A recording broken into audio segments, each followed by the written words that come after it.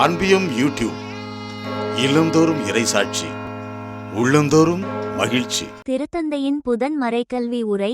மனித மற்றும் இறை பரிமாணங்கள் ஒன்றுக்கொன்று மாற்றாக இல்லாமல் இணக்கமாக ஒன்றாக உள்ளன. இதன் காரணமாக திருஅவைக்கு மனிதம் மற்றும் தெய்வீகம் இரண்டும் கொண்ட ஒரு சிறப்பு இயல்பு உள்ளது. மார்ச் 4 புதன்கிழமை வத்திக்கானின் புனித பேதுரு பெருங்கோவில் வளாகத்தில் சரியாக காலை 10 மணிக்கு தனது புதன் பொது மறைக்கல்வி உரையை தொடங்கினார் திருத்தந்தை 14ஆம் லியோ. கோட்பாட்டு அமைப்பு விதி தொகுப்பு மக்களினங்களின் ஒளி என்ற திருஅவை பற்றி 2ஆம் வத்திக்கான் பொதுச்சங்க ஆவணம் குறித்த தனது சிந்தனைகளையும் எண்ணங்களையும் திருப்பயணிகளுடன் இவ்வாரமும் பகிர்ந்து கொண்டார் திருத்தந்தை. முதலில் திருத்தூதர் புனித பவுல் எபேசியருக்கு எழுதிய திருமுகத்திலிருந்து இறைவார்த்தைகள் ஆங்கிலம் மற்றும் பல்வேறு ஐரோப்பிய மொழிகளில் வாசிக்கப்பட்டன. இப்போது வாசகத்திற்கு செவிமடுப்போம். சகோதரர் சகோதரிகளே, அன்பின் அடிப்படையில் உண்மை பேசி தலையாகிய கிறிஸ்துவை போன்று எல்லாவற்றிலும் நாம் வளர வேண்டும். அவரால்தான் முழு உடலும் இசைவாய் பொருந்தித் தன்னிடமுள்ள தசை நார்களால் இறுக்கி பிணைக்கப்பட்டுள்ளது. ஒவ்வொரு உறுப்பும் தனக்கே குறிக்கப்பட்ட பணியைச் செய்வதால் உடல் வளர்ச்சி பெற்று அன்பால் கட்டமைப்பு பெற்று வளர்ச்சியடைகிறது.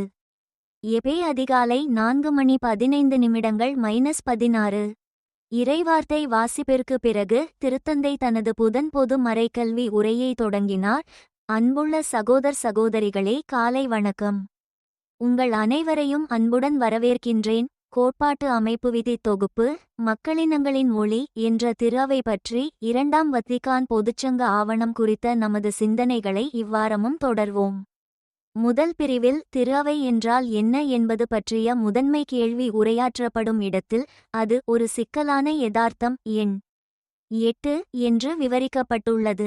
இப்போது நம்மை நாமே கேட்டுக்கொள்கிறோம், திருஅவையை சிக்கலாக்குவது எது? சிலர் இது சிக்கலானது மற்றும் விளக்க கடினமாக இருப்பதால் சிக்கலானது என்று நினைக்கிறார்கள். மற்றவர்கள் இது 2000 ஆண்டுகால வரலாற்றை கொண்ட ஒரு நிறுவனம் மற்றும் வேறு எந்த சமூக அல்லது மத குழுவிலிருந்தும் வேறுபட்ட குணங்களை கொண்டிருப்பதால் இது சிக்கலானது என்று நம்புகிறார்கள். இருப்பினும் இலத்தீன் மொழியில் காம்ப்ளெக்ஸா என்ற சொல் உண்மையில் ஒரே யதார்த்தத்திற்குள் வெவ்வேறு அம்சங்கள் அல்லது பரிமாணங்களின் வரிசைப்படுத்தப்பட்ட ஒன்றிப்பை குறிக்கிறது.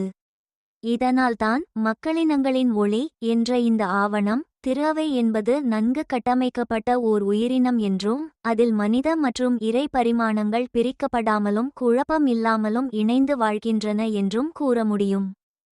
முதல் பரிமாணம் உடனடியாக உணரத்தக்கது, ஏனெனில் திருஅவை என்பது ஆண்கள் மற்றும் பெண்களின் சமூகமாகும். அவர்கள் கிறிஸ்தவர்களாக இருப்பதன் மகிழ்ச்சியையும் போராட்டத்தையும் தங்கள் பலம் மற்றும் பலவீனங்களுடன் பகிர்ந்து கொள்கிறார்கள், நற்செய்தியை அறிவிக்கிறார்கள் மற்றும் வாழ்க்கை பயணத்தில் நம்முடன் வரும் கிறிஸ்துவின் உடனிருப்பின் அடையாளமாக இருக்கிறார்கள்.